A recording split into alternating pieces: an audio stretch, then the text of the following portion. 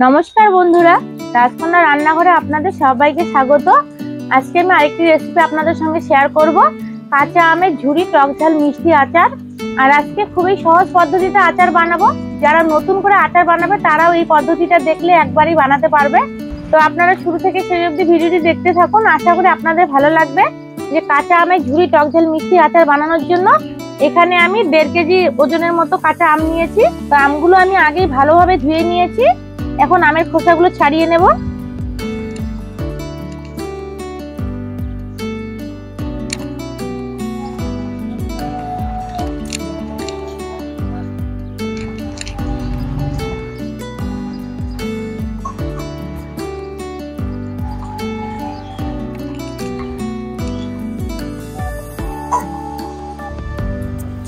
আমগুলোর খোসা ছাড়িয়ে নিয়েছি। এখন আমগুলো আমি ঝুরি ঝুরি করে কেটে নেব।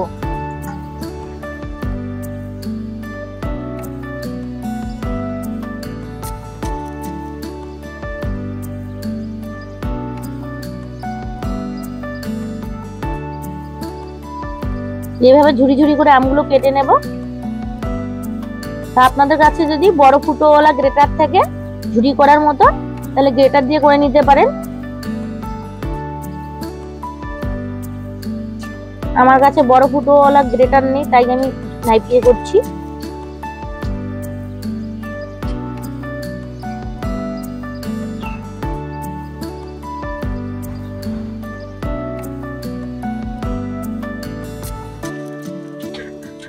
সব আম আমি ঝুরি ঝুরি করে কেটে নিয়েছি। এখন একটা গামলায় নিয়ে নিচ্ছি।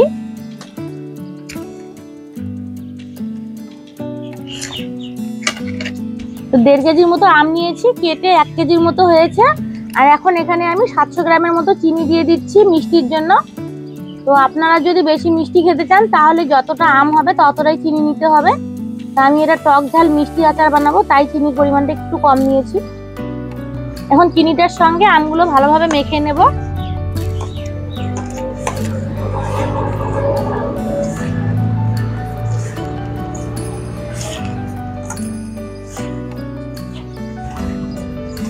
চিনির সঙ্গে আমগুলো ভালোভাবে মেখে নিয়েছি। এখন 10 মিনিটের মতো রেখে দেব, তাহলে আমের যে জলটা আছে সেটাও বের হয়ে যাবে আর চিনিটাও গলে যাবে। এখন আচারে দেওয়ার জন্য একটা আমি ভাজা মশলা তৈরি করে নেব। দিয়ে দিচ্ছি শুকনো লঙ্কা 4টা। শুকনো লঙ্কাগুলো একটু ভেজে নেব। লঙ্কাগুলো একটু ভেজে নিয়েছি। এখন দিয়ে দিচ্ছি 1 চামচ মৌরি, 1/2 চামচ পাঁচফোড়ন আর 1/2 চামচ গোটা জিরে। এগুলো একসঙ্গে ভালোভাবে ভেজে নেব। মশলাগুলো ভাজা হয়ে গেছে, সুন্দর একটা গন্ধ বেরিয়েছে। এখন নামিয়ে নেব।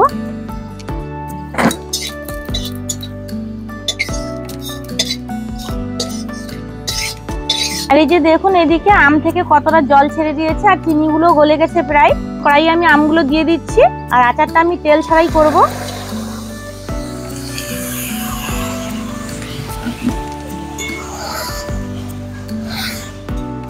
আর আচারটা এখন কম আঁচে বানাতে হবে, বেশি করে আঁচ দিলে আচারটা তাড়াতাড়ি লাল হয়ে যাবে আর আচারটা একদম ভালো হবে না।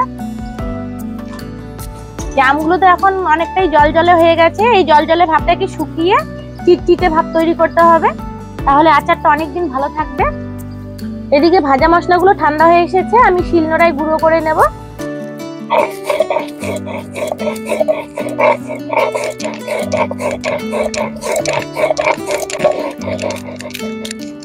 মশলাগুলো গুঁড়ো করে নেওয়া হয়ে গেছে।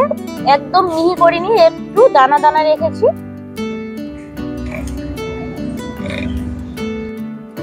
আমের থেকে জল ছেড়েছে আর চিনিটা গলে গিয়ে দেখুন কতটা জল জল হয়ে গেছে। এখন এই জল জলের ভাবটাকে শুকিয়ে নিতে হবে। আচারের জল অনেকটাই শুকিয়ে এসেছে আর রংটাও চেঞ্জ হয়ে গেছে। এখন এতে আমি একটু দিয়ে দিচ্ছি লঙ্কার গুঁড়ো আর 1/2 চামচেরও কম দিয়ে দিচ্ছি লবণ। ভালোভাবে মিশিয়ে নেব।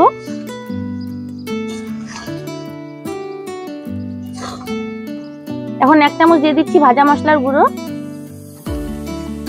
আচারটাতে এখনো অনেকটাই জল জলে ভাব আছে, এটা আমি শুকিয়ে নেব। এই যে দেখুন বন্ধুরা, আমের আচারটা কতটা শুকনো শুকনো হয়ে এসেছে আর কালারটাও কত সুন্দর হয়েছে। এই যে দেখুন আমের আচারটা যেরকম চিটচিটে হয়ে গেছে, জল জলে ভাবটা নেই। তো আচারটা আমার প্রায় তৈরি হয়ে গেছে। আচারটা নামানোর আগে দিয়ে দিচ্ছি হাফ চামচের মতো বিট লবণ। আচারে বিট লবণ দিলে ফ্লেভারটা খুব ভালো লাগে। আরো 1 চামচ দিয়ে দিচ্ছি ভাজা মশলার গুঁড়ো। এখন এটা ভালোভাবে মিশিয়ে নেব।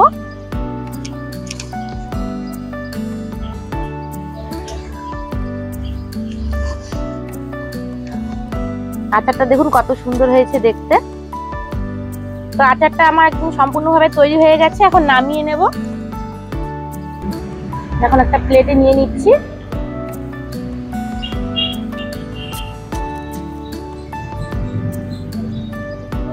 এভাবে কাঁচা আমের আচার বানালে 1 বছর পর্যন্ত একদম ভালো থাকবে।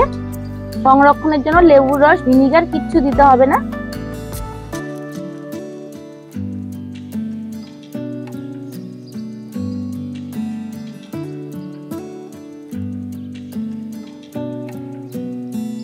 দেখতেই পেলেন কত সহজে আমি কাঁচা আমের আচারটা তৈরি করলাম। তো যে কেউ একবার দেখলেই বানাতে পারবে। আপনারা বাড়িতে অবশ্যই এভাবে আমের আচার বানিয়ে খাবেন, দেখবেন খুবই ভালো লাগবে।